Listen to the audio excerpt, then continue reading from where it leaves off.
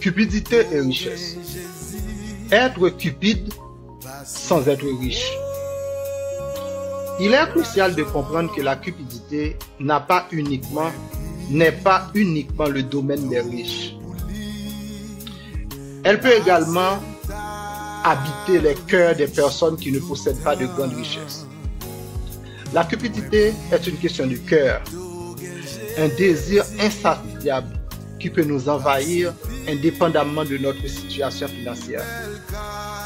Exode 20, le verset 17, nous met en garde contre la convoitise, en disant: tu ne convoiteras pas la maison de ton prochain, tu ne convoiteras pas la femme de ton prochain, ni son serviteur, ni sa servante, ni son bétail, ni rien de ce qui appartient à ton prochain. Cette interdiction de convoiter est une leçon précieuse. La cupidité commence dans le cœur, avec des désirs non contrôlés et une soif constante pour ce que nous n'avons pas. Il est possible d'être rongé par la cupidité même sans être riche. Cette forme de cupidité peut se manifester par des sentiments d'envie, de jalousie ou un désir intense d'accumuler ce que nous ne possédons pas.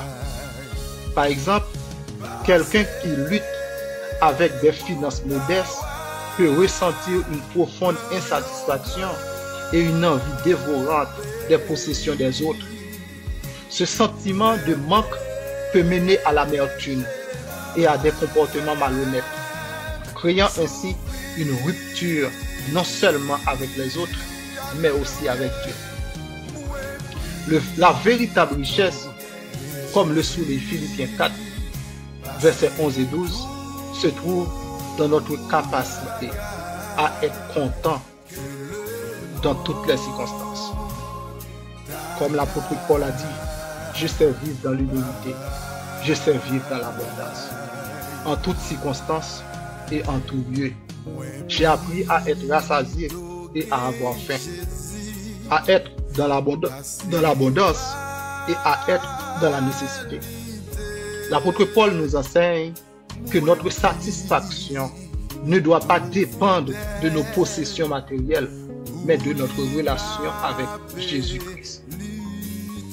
Pour contrer la cupidité, même si l'on est financièrement modeste, il est essentiel de cultiver un esprit de gratitude et de reconnaissance pour ce que nous avons déjà. Reconnaître les bénédictions dans notre vie, même les plus petites, nous aide à rester ancrés dans une perspective spirituelle plutôt que matérialiste.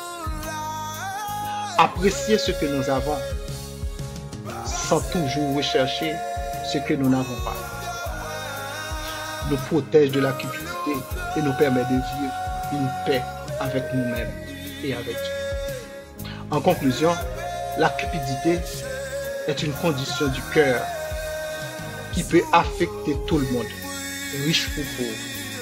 En cultivant la gratitude et en cherchant à être content avec ce que nous avons, nous pouvons éviter les pièges de la cupidité et vivre une vie riche spirituellement, peu importe notre situation financière.